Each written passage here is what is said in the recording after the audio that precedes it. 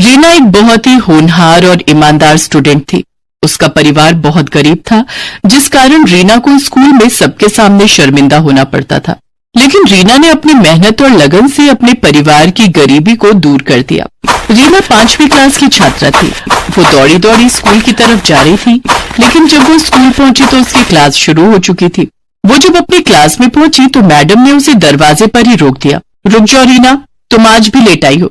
ये तुम्हारी रोज की आदत बनती जा रही है। आज तुम्हें इसकी सजा मिलेगी। लेकिन मैडम, मैंने जानबूझकर लेट नहीं किया। मैं कुछ नहीं सुनना चाहती। आज तुम सारा दिन क्लास के बाहर खड़ी रहोगी। रीना ने मैडम की बात का कोई जवाब नहीं दिया और चुपचाप क्लास के बाहर खड़ी हो गई। दरअसल रीना के घर से स्कूल की दूरी पूरे 5 किलोमीटर थी।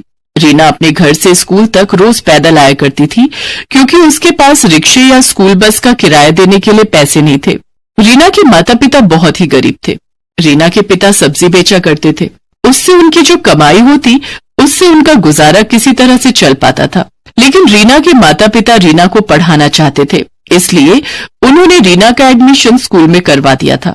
उस दिन रीना क्लास के बाहर खड़ी रही, लेकिन उसका सारा ध्यान क्लास के अंदर पढ़ा रही मैडम पर था। वो उनकी पढ़ाई हुई सारी बातें अपने दिमाग में नोट कर रही थी। रीना पढ़ने लिखने में बहुत होशियार थी। जब सारा दिन खत्म हो गया तो मैडम ने रीना को क्लास के अंदर बुलाया और कहा, रीना, कल से समय पर स्कूल आना, नहीं तो तुम्हें स्कूल में एंट्री नहीं मिलेगी। और ये क्या है, अभी तक तुमने नई स्कूल ड्रेस नहीं सिलवाई है। तुम्हारी शर्ट में कितने पैबंद लगे हुए हैं। मैडम, मैंने मम्मी पापा से कहा था, लेकिन अभी उनके पास पैसे नहीं है। जब पैसे होंगे तो वो मेरे लिए नई स्कूल ड्रेस ला देंगे। ठीक है, अब तुम घर जाओ। रीना के फटे हुए स्कूल ड्रेस को लेकर क्लास की लड़कियां उसका बहुत मजाक उड़ाती थी, लेकिन रीना किसी से कुछ नहीं कहती।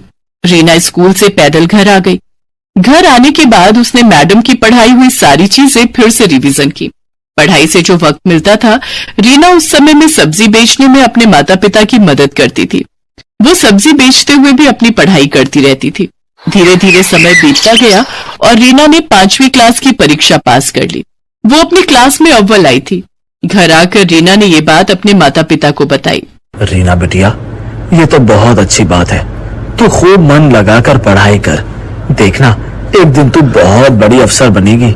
लेकिन बाबा, इस बार मैं पुरानी किताबों से नहीं पढ़ूंगी। इस बार मुझे भी नई किताबें चाहिए। मेरी पुरानी किताबें देखकर मेरी सहेलियां मेरा मजाक उड़ाती हैं। रीना के माता पिता के पास इतने पैसे नहीं थे कि वो उसे नई किताबें ला कर देते, इसलिए रीना अपने किसी सीनियर से सेकंड हैंड किताबें कम कीमत में खरीद लेती थी। लेकिन इस बार रीना ने किशोर से नई किताबों की डिमांड कर दी थी। रीना की बात सुनकर किशोर परेशान हो गया।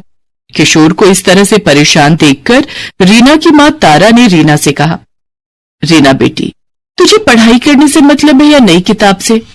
पढ़ाई से। तो पढ़ाई पुरानी किताब से भी हो सकती है। किताबें नई या पुरानी होने से कुछ नहीं होता।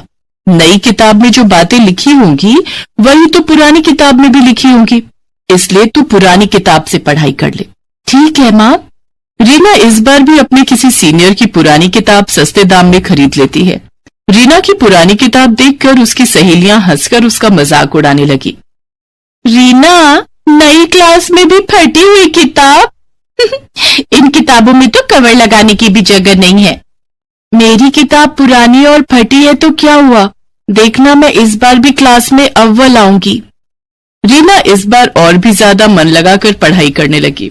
रीना अपने घर के हालात जानती थी, इसलिए वो कभी अपने माता पिता से किसी चीज की डिमांड नहीं करती थी। दूसरे बच्चों की तरह वो लंच में तरह तरह के पकवान नहीं लाती थी। एक दिन स्कूल में लंच के समय, चल रीना, खाना खाते हैं, बहुत भूख लगी है। ठीक है। पिंकी ने अपना लंच बॉक्स खोलकर देखा तो उसमें आज फ्राइड राइस और चिली पनीर रखे थे। अरे वाह, आज मम्मी ने मेरी फेवरेट डिश दी है। इसे खाकर बड़ा मजा आएगा। पिंकी का लंच देखकर रीना अपना डब्बा खोलने की हिम्मत नहीं कर पा रही थी। तभी कीर्ति भी अपना लंच बॉक्स लेकर वहां आ गई। कीर्ति, तू आज लंच में क्या लाई है? कीर्ति ने अपना लंच बॉक्स खोला। आज मम्मी ने पूरी और शाही कोफ्ते दिए हैं। अरे वाह। रीना, तू लंच में क्या लाई है? तू भी अपना डब्बा खोल। मैं आज लंच नहीं लाई। लेकिन मैंने तो तुझे अपने बैग से लंच बॉक्स निकालते हुए देखा था। तूने उसे वापस क्यों रख दिया? पिंकी ने रीना के बैग में से उसका लंच बॉक्स निकाल लिया। दोनों सहेलियों ने जब रीना का लंच बॉक्स खोला तो उसमें गुड़ और 2 सूखी रोटी रखे हुए थे। अरे रीना, तेरी मम्मी ने लंच में रोटी और गुड़ दिया है, ले तू हमारा खाना खा ले। नहीं, तुम लोग अपना खाना खाओ, मुझे तो गुड़ और रोटी खाने की आदत है, मैं यही खा लूंगी। अरे हमारा खाना टेस्ट करके देख, ऐसा टेस्टी खाना तूने कभी नहीं खाया होगा। रीना को पिंकी की ये बात बहुत बुरी लगती है। उसकी आंखों से आंसू छलक आते हैं। वो चुपचाप अपना लंच बॉक्स लेकर क्लासरूम से बाहर आ जाती है और गैलरी में बैठकर खाना खा लेती है। रीना इसी तरह संघर्ष करके अपनी पढ़ाई कर रही थी। चाहे कितनी भी परेशानियां और रुकावटें आए, लेकिन वो पढ़ाई में हमेशा अव्वल रहती। एक दिन रीना के बाबा, रीना अब 7वीं कक्षा में पहुंच गई है, वो अब बड़ी हो रही है, उसके पुराने स्कूल ड्रेस छोटे हो गए हैं और कई जगह से फट भी गए हैं। इस बार हमें उसके लिए नई स्कूल ड्रेस सिलवानी ही पड़ेगी। मैं समझता हूँ रीना की माँ, लेकिन मैं क्या करूँ? तुम तो जानती ही हो कि सब्जी बेचकर हमें 2 वक्त की रोटी पानी किसी तरह से मिल रही है। अगर इस बार रीना के लिए नई स्कूल ड्रेस खरीद ली तो उसकी किताबें नहीं खरीद पाऊंगा। रीना के बाबा, मैं सोच रही थी कि रीना के स्कूल जाने के बाद मैं सारा दिन खाली रहती हूँ, आप भी सब्जियां बेचने बाजार चले जाते हैं, तो क्यों ना मैं भी कोई काम कर लूं, इससे 2 पैसे ज्यादा आएंगे और रीना की पढ़ाई में वो पैसे काम आएंगे। ठीक है रीना की माँ, ऐसा ही कर लो, कम से कम रीना के लिए नई स्कूल ड्रेस और नई किताबें तो आ जाएंगी। रीना अपने माता पिता की बातें सुन रही थी। वो मन ही मन सोचती है, माँ पिताजी, आप दोनों मेरी पढ़ाई के लिए जितनी मेहनत कर रहे हैं, मैं वादा करती हूँ कि मैं एक दिन आप दोनों को दुनिया की सारी खुशियां दूंगी। दूसरे दिन से तारा कुछ घरों में काम करने लगती है। वो दूसरों के घरों में झाड़ू पोछा और बर्तन धोने का काम करती है। तारा ने अपनी मालकिन से कुछ पैसे उधार लेकर रीना के लिए नई स्कूल ड्रेस और नई किताबें खरीदी। लेकिन ये बात रीना की सहेलियों को पता चल जाती है, क्योंकि रीना की माँ जहाँ काम करती थी वो कोई और नहीं, कीर्ति और पिंकी का ही घर था।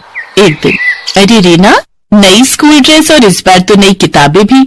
हाँ, क्योंकि रीना की माँ जॉब करने लगी है, उन्होंने कल ही तो मेरी मम्मी से एडवांस लिया था, उन्हीं पैसों से रीना की नई स्कूल ड्रेस और नई किताबें आई हैं। हाँ यार, रीना की मम्मी मेरे घर में भी काम करती है, मेरे घर में आज छोले भटूरे बने हैं, मैंने मम्मी से कह दिया कि थोड़े से छोले भटूरे रीना की मम्मी को भी दे दे। रीना, आज घर जाने के बाद तुझे छोले भटूरे खाने को मिलेंगे, आखिर तुझे भी तो अच्छा खाने का स्वाद पता चलना चाहिए। अच्छा खाना खाकर भी अगर पढ़ाई में मन न लगे तो उस खाने का क्या फायदा। खाना तो वही अच्छा होता है जिसे खाने के बाद दिमाग तंदुरुस्त रहे और पढ़ाई में खूब मन लगे। रीना का 2 टूक जवाब सुनकर पिंकी और कीर्ति का चेहरा देखने लायक था। दोनों सहेलियों ने चुप रहने में ही अपनी भलाई समझी। धीरे धीरे समय गुजरता गया और रीना 7वीं से 8वीं और 8वीं से 9वीं और 9वीं से 10वीं कक्षा में आ गई। वो हर कक्षा में अव्वल आती। रीना बेटिया, तू अब 10वीं कक्षा में आ गई है, खूब ध्यान से पढ़ाई करना, तुझे अपनी पढ़ाई आगे भी जारी रखनी है। पिताजी, मैं खूब मेहनत करूंगी, आप देखना मैं पूरे स्कूल में टॉप करूंगी। रीना खूब मेहनत करने लगी। शाम को स्कूल से आने के बाद वो पढ़ाई में जुट जाती। क्लास में टीचर के पूछे गए हर सवाल का रीना सबसे पहले और सही जवाब देती।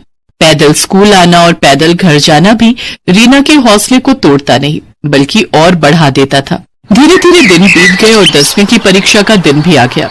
रीना, ये ले, दही चीनी खाकर जा, परीक्षा अच्छे से दे पाएगी। रीना ने पैर छूकर अपने माता पिता का आशीर्वाद लिया और परीक्षा देने पैदल घर से निकल पड़ी। लेकिन रास्ते में ही उसका जूता टूट गया। ओह, इसे भी अभी टूटना था।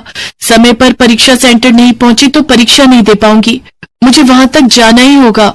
रीना ने अपने टूटे हुए जूतों को उतारकर हाथों में ले लिया और खाली पैर ही परीक्षा सेंटर की तरफ जाने लगी। चलते चलते उसके पैरों में छाले पड़ गए, लेकिन रीना के कदम परीक्षा सेंटर पर जाकर ही रुके। रीना ने अच्छे से अपनी परीक्षा दी। दूसरे दिन वो अपने पैरों में पॉलीथीन बांधकर परीक्षा सेंटर पहुंची, क्योंकि नए जूते खरीदने के लिए उसके पास पैसे नहीं थे। इस तरह से रीना ने 10वीं की परीक्षा भी दे दी। कुछ दिनों के बाद जब परीक्षा का रिजल्ट आया, क्लास में, रीना, तुम बहुत होनहार और मेहनती हो, आज तुम्हें तुम्हारी मेहनत का फल मिला है।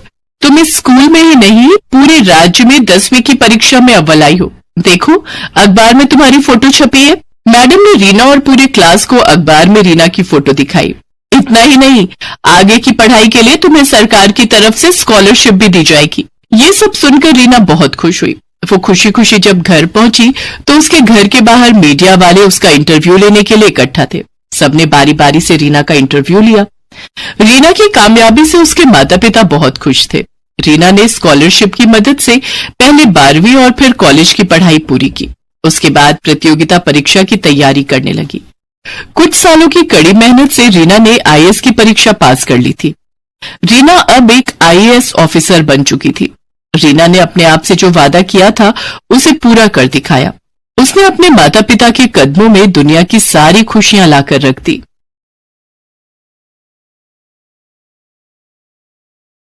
काम्या को खाने में मटन और चिकन बहुत पसंद थे, लेकिन उसकी शादी एक ऐसे घर में हो गई जहां चिकन मटन तो दूर, लहसुन प्याज भी नहीं बनता था। ऐसे में काम्या ने रोज रोज चिकन मटन खाने के लिए क्या किया, जानने के लिए देखते हैं रोज मटन चिकन। काम्या बिहार के एक छोटे से गांव जमुई की रहने वाली थी। वो पढ़ने लिखने में बहुत तेज थी। स्कूल की पढ़ाई के बाद उसके पिता कैलाश ने उसका एडमिशन दिल्ली यूनिवर्सिटी में करवा दिया था। अब काम्या दिल्ली में एक हॉस्टल में रहकर अपनी पढ़ाई कर रही थी। काम्या ने दिल्ली यूनिवर्सिटी से बीए और एमए की पढ़ाई की। गांव में इससे पहले कोई भी लड़की पढ़ाई करने दिल्ली नहीं आई थी। यही कारण था कि काम्या की शादी के लिए ढेरों रिश्ते आने लगे। पढ़ाई पूरी होने के बाद काम्या के माता पिता ने उसे वापस गांव बुला लिया। माँ पापा, आप लोगों ने मुझे गांव क्यों बुला लिया? मेरी वहां जॉब लगने वाली थी। देख काम्या, तेरी शादी के लिए बहुत अच्छा रिश्ता आया है। लड़के वाले जमुई के ही हैं, लेकिन वो लोग दिल्ली में रहते हैं। शादी के बाद तू वापस दिल्ली चली जाना और अपनी जॉब कर लेना। ठीक है माँ, तू कल तैयार रहना, कल लड़के वाले तुझे देखने आएंगे। ओके माँ, मैं जरा पार्लर होकर आती हूँ। ठीक है बेटी। काम्या बाजार चली जाती है और एक रेस्टोरेंट में पहुंचती है। कितनी अच्छी मटन की खुशबू आ रही है, यहाँ जी भर कर मटन खाऊंगी। काम्या रेस्टोरेंट के अंदर जाती है और वेटर को बुलाती है। Yes ma'am. आपकी दुकान की सबसे स्पेशल नॉनवेज क्या है? मैम, आप मटन हांडी ट्राई करो। इसे हम मिट्टी के बर्तन में बनाते हैं। मटन का टेस्ट भी और मिट्टी की सौंधी सौंधी खुशबू भी। ठीक है, आप 2 प्लेट मटन हांडी और 1 प्लेट चिकन सीख कबाब ले आइए। जी मैम। वेटर काम्या को उसका ऑर्डर सर्व कर देता है। काम्या सारा मटन और चिकन खा लेती है। अब जाके राहत मिली है। सुबह से हरी सब्जियां खा खा के मेरा पेट ही नहीं भर रहा था। दरअसल काम्या के घर में नॉनवेज तो दूर, लहसुन प्याज भी नहीं बनता था, लेकिन काम्या को दिल्ली के हॉस्टल में रहकर रोज रोज मटन चिकन खाने की लत लग गई थी। उसे एक दिन भी मटन और चिकन ना मिले तो उसकी हालत बिगड़ जाती थी। लेकिन काम्या को क्या पता था कि उसे ससुराल भी ऐसा ही मिलने वाला था। उस दिन जब काम्या घर लौटी, आ गई बेटी। हाँ माँ, बहुत थक गई हूँ, मैं सोने जा रही हूँ, खाना नहीं खाऊंगी। ऐसा कहकर काम्या सोने चली जाती है। दूसरे दिन उसे लड़के वाले देखने आते हैं। काम्या तैयार होकर उनके सामने जाती है। बहन जी, हमें लड़की पसंद है। अगर आपको हमारा लड़का पसंद हो तो हम बात आगे बढ़ाएं। हाँ हाँ, क्यों नहीं बहन जी, ये भी कोई पूछने वाली बात है। आपका लड़का हमें बहुत पसंद है। मैं तो कहती हूँ हमें देरी नहीं करनी चाहिए, जल्दी इन दोनों की शादी करा देनी चाहिए। ठीक है बहन जी। कविता काम्या के हाथों में शगुन के रुपए दे देती है और काम्या अरुण की शादी तय हो जाती है। कुछ दिनों के बाद दोनों की शादी हो जाती है। शादी वाले दिन तक तो काम्या ने ऑर्डर करके मटन और चिकन मंगाया और छिप छिप कर खा लिया। लेकिन विदाई के बाद जब वो ससुराल पहुंची, आओ बहू, अपने शुभ पैरों से हमारे घर को पवित्र करो। तुम्हारे रूप में हमारे घर लक्ष्मी आई है। कविता अपनी बहू काम्या और बेटे अरुण की आरती उतारती है और उन्हें घर के अंदर आने के लिए कहती है। काम्या घर के अंदर आ जाती है। कविता बहू और बेटे को उनके कमरे में भेज देती है। थोड़ी देर के बाद घर का नौकर चाय नाश्ता लेकर आता है। नाश्ते में मिठाइयाँ और नमकीन देखकर काम्या मन ही मन सोचती है, हाय, ये नमकीन और मिठाइयाँ कौन खाएगा? इनसे तो मेरा पेट ही नहीं भरेगा। मेरा तो मटन सीख कबाब खाने का बहुत मन हो रहा है, लेकिन अभी कैसे मंगवाऊं? घर में इतने लोग हैं, अभी मैं बाहर भी नहीं जा सकती। उस दिन मजबूरी में काम्या को नमकीन और मिठाइयों से काम चलाना पड़ा। रात के खाने में भी उसे वेज खाना खाने को मिला। ऐसे ही 2-3 दिन गुजर गए। मटन चिकन के बिना काम्या के चेहरे की रौनक ही चली गई थी। क्या बात है काम्या, तुम कमजोर क्यों लग रही हो? यहाँ तुम्हें भरपेट खाना तो मिल रहा है ना? बहू, कहीं तू शर्म के मारे आधा पेट खाकर तो नहीं रह जाती? नहीं माँ जी, शर्म किस बात की, वो शादी की रस्मों में थक गई थी ना, इसलिए। अच्छा ऐसी बात है, तो तू आराम कर। वैसे भी तुझे घर के काम नहीं करने हैं, घर में नौकर तेरे लिए तो है। तुझे जो चीज चाहिए रामू से मांग लेना। जी माँ जी। काम्या मन ही मन सोचती है, अब इन्हें कैसे समझाऊं कि मैं क्यों कमजोर होती जा रही हूँ। अगर जल्दी मुझे मटन चिकन खाने को नहीं मिला तो मैं मर ही जाऊंगी। एक काम करती हूँ, रामू से कहती हूँ मेरे लिए मटन और चिकन ले आए। रामू काका, आप आज बाजार जाओगे ना? मेरे लिए कुछ सामान ला दोगे? हाँ बहू रानी, क्या सामान लाना है? हम जरूर ला कर देंगे। काम्या एक कागज के टुकड़े पर उसे एक रेस्टोरेंट का एड्रेस लिखकर देती है और कहती है, ये पैसे रख लो, मैंने रेस्टोरेंट में फोन कर दिया है, वो मेरा ऑर्डर आपको पैक करके आपको दे देंगे। आप ये पैसे उन्हें दे देना और मेरा ऑर्डर ले आना, लेकिन हाँ, घर में किसी को कुछ बताना मत। बहू रानी, क्या घर का खाना आपको पसंद नहीं आता? आपको कुछ और खाना हो तो मुझे बता दो, मैं घर पर ही बना दूंगा। बाजार का खाना सेहत के लिए अच्छा नहीं होता है। रामू काका आपसे जितना कहा है उतना ही करो, आप यहाँ से जाओ। रामू काम्या से कुछ नहीं कहता है और पैसे लेकर रेस्टोरेंट चला जाता है। रेस्टोरेंट में काम्या के लिए मटन कोरमा और चिकन शामी कबाब पहले से पैक करके रखा हुआ था। रामू रेस्टोरेंट के मालिक को पैसे देता है और ऑर्डर उठाकर घर आ जाता है। वो चुपके से काम्या के कमरे में जाकर उसे उसका ऑर्डर डिलीवर कर देता है। काम्या अपने कमरे का दरवाजा बंद करके मटन और चिकन का स्वाद लेने लगती है। आहा, कितने दिन के बाद मुझे मटन और चिकन खाने को मिला है, आज मेरा पेट भरा है। काम्या ने जल्दी जल्दी सारा मटन और चिकन खा लिया। अब इन हड्डियों का क्या करूं? इतने में बाहर से कविता उसे आवाज लगाने लगती है और उसके कमरे का दरवाजा खटखटाने लगती है। काम्या बहू, काम्या बहू, अंदर क्या कर रही है? दरवाजा खोल चल, खाना टेबल पर लग गया है। उफ़ो, माँ जी को भी अभी आना था, अब क्या करूं? माँ जी हड्डियां देखेंगी तो गजब हो जाएगा। परेशान काम्या की नजर खिड़की की तरफ जाती है। वो सारी हड्डियां खिड़की से बाहर फेंक देती है और कमरे का दरवाजा खोलती है, लेकिन तभी खिड़की के पास कुत्ते इकट्ठे हो जाते हैं और हड्डियों के लिए आपस में लड़ने लगते हैं। अरे बहू, कितनी देर लगा दी, सब खाने पर तेरा इंतजार कर रहे हैं और ये कमरे से कैसी बदबू आ रही है? कि बाहर कुत्ते शोर क्यों मचा रहे हैं? बदबू? कैसी बदबू माँ जी? खिड़की खुली है ना, अभी कचरे वाली गाड़ी आई थी कचरा उठाने, उसी की बदबू होगी। कुत्ते भी इसी कारण शोर मचा रहे होंगे। और माँ जी, मैं खाना नहीं खाऊंगी। खाना नहीं खाएगी? लेकिन क्यों? वो मुझे भूख नहीं है, पता नहीं क्या हो गया है मुझे। परेशान मत हो बहू, मम्मी पापा की याद आ रही है ना, चल उन्हें वीडियो कॉल कर ले। जी माँ जी। कविता वहां से चली जाती है। काम्या सोचती है कि सास को अभी तो टाल दिया, लेकिन रोज रोज रामू काका से नॉनवेज मंगवाया तो कहीं घर में किसी को पता न चल जाए। रोज रोज मटन चिकन खाने के लिए मुझे कुछ न कुछ तो करना पड़ेगा। काम्या थोड़ी देर सोचती है, हाँ ये ठीक रहेगा, मैं जॉब ज्वाइन कर लेती हूँ, रोज बाहर निकलने का मौका मिलेगा और इसी बहाने रोज मटन चिकन भी खा लूंगी। मैं आज ही अरुण से बात करती हूँ। उस दिन जब अरुण ऑफिस से घर आता है तो काम्या उससे अपनी जॉब की बात करती है। ये तो बहुत अच्छी बात है काम्या, घर से बाहर निकलोगी तो तुम्हारा दिल लगा रहेगा। मैं माँ और पापा से बात कर लेता हूँ, मुझे विश्वास है कि वो तुम्हें जॉब करने से नहीं रोकेंगे। अरुण और काम्या कविता और महेंद्र से बात करते हैं। वो दोनों भी काम्या की जॉब करने के फैसले से बहुत खुश थे। काम्या अब जॉब की तलाश करने लगती है और घर से बाहर निकलते ही उसका रोज रोज मटन और चिकन खाना शुरू हो जाता है। कुछ दिनों के बाद काम्या को जॉब मिल जाती है। काम्या अब रोज ऑफिस जाने लगी थी। उसके ऑफिस के सामने एक रेस्टोरेंट था जिसमें नॉनवेज के ढेर सारे आइटम मिलते थे। काम्या कभी घर से लंच नहीं ले जाती थी और रोज रोज रेस्टोरेंट में जाकर मटन और चिकन खाती थी। एक दिन, काम्या बहू, तू लंच लेकर ऑफिस क्यों नहीं जाती? सारा दिन भूखी रहकर काम करेगी तो तेरी सेहत पर बुरा असर पड़ेगा। माँ जी, ऑफिस में काम इतना ज्यादा रहता है कि खाने की फुर्सत ही नहीं मिलती, इसलिए मैं लंच नहीं ले जाती। अगर लंच ले गई तो वो लौट कर वापस आ जाएगा। इस तरह अपनी सास से झूठ बोलकर काम्या रोज रोज मटन और चिकन खाने लगी। उसकी सारी सैलरी मटन और चिकन खाने में खत्म हो जाती। धीरे धीरे काम्या का वजन बहुत बढ़ने लगा। घर में सब इस बात से हैरान थे कि लंच न करने के बाद भी वो इतनी मोटी कैसे हो रही है। एक दिन काम्या ऑफिस के पास वाले रेस्टोरेंट में बैठकर मटन और चिकन खा रही थी कि तभी उसकी तबीयत अचानक बिगड़ गई। उसे चक्कर आने लगे और वो बेहोश होकर जमीन पर गिर पड़ी। उसके ऑफिस के कुछ दोस्त उसे उठाकर अस्पताल ले गए और उसके घर वालों को खबर दी। अरुण, कविता और महेंद्र भागे भागे अस्पताल आए। वहां डॉक्टर ने चेकअप किया और कविता से कहा, लगता है आपकी बहू रोज रोज मटन चिकन खाती है, तभी इनका कोलेस्ट्रॉल बहुत बढ़ गया और इनका बीपी भी बहुत हाई है। इन्हें बहुत ज्यादा सादा खाना खाना होगा, तभी इनकी सेहत सुधर सकती है। ये आप क्या कह रहे हैं डॉक्टर साहब? बेचारी मेरी बहू तो दिन में खाना भी नहीं खाती है, वो चिकन मटन कैसे खा सकती है? देखिए, ये रोज मटन चिकन खाती है, ये मैं नहीं कह रहा हूँ, इनकी रिपोर्ट कह रही है। माँ जी, मुझे माफ कर दीजिए, डॉक्टर सही कह रहे हैं, मैं रोज छिप छिप कर मटन चिकन खाती